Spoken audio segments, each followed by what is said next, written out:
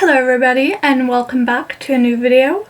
Today's video is going to be a little bit shorter than normally because for episode 2, The Falcon and the Winter Soldier, I watched it 2 weeks ago, but I'm gonna keep myself accountable and I'm going to post a review every week, and starting with episode 4, I'm actually gonna do it on time and not a week or 2 weeks later. I apologize for that.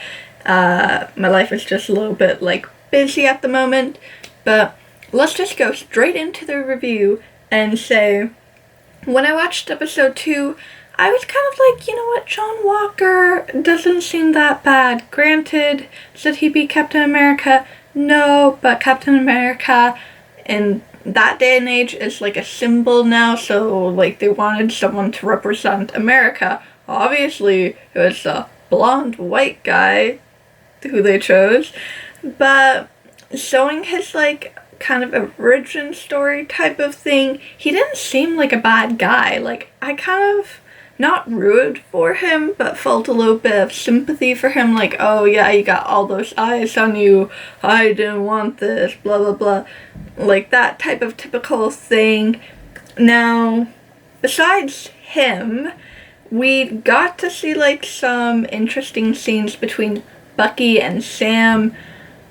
We definitely got to see them fight, like always. I loved the whole little therapy scene at the end that Bucky's therapist made him and Sam do, and they're just staring at each other, and then at the end it was kind of sad how they were both we're just gonna do this and then I'll never talk to you again, I won't ever have to deal with you again, which kind of sucks, but they're also very two opposite people, and Bucky did try to kill Sam, so would you really forgive someone?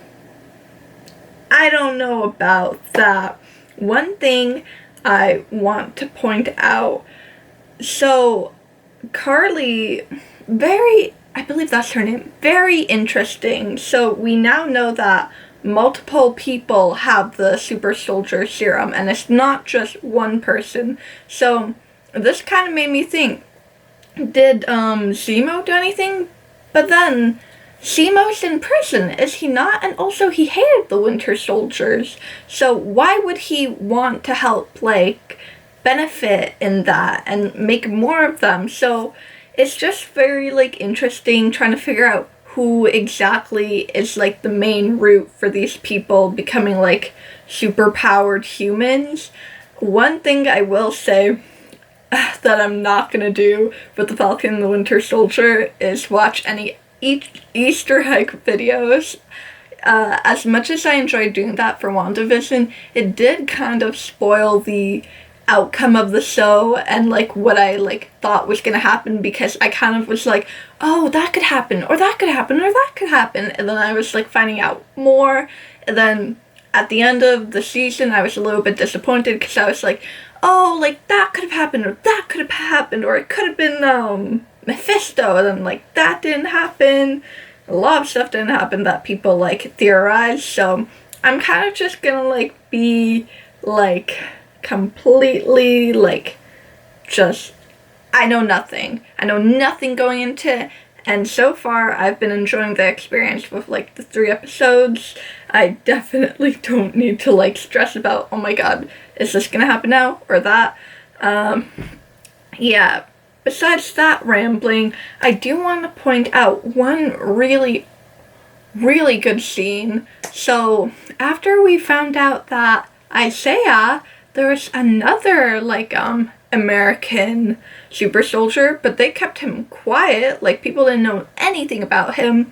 When they leave his place, because Bucky and Sam are having an argument, the police come up and they're is everything okay? And obviously they say it to the white man. Are you kidding me? But then to see what exactly happens, and then Bucky's kind of defending Sam, and he's what? We're literally just talking, what are you talking about? Are you kidding me? And then the stupid cop is his partner says, oh, do you not, that's Falcon. Yeah, that man is Falcon. Yeah, it was very interesting seeing like this, like they're literally portraying and showcasing racism in the show, especially with the police, and it was like, I was getting nervous. I honestly thought something like much worse was gonna happen, but Bucky just ended up going to jail, which, yeah, I'm very happy that that was the end outcome, but this show is doing so amazing with not just like, they have a good way balancing humor as well as like serious topics. I'll talk more about in the episode 3 review, but they're like really like playing with the idea of like, who is the villain? Because like multiple people can be the villain with how we perceive it. So it's just a really interesting show. Whereas WandaVision was more like focusing on like grief and depression with a little bit of humor and sitcoms.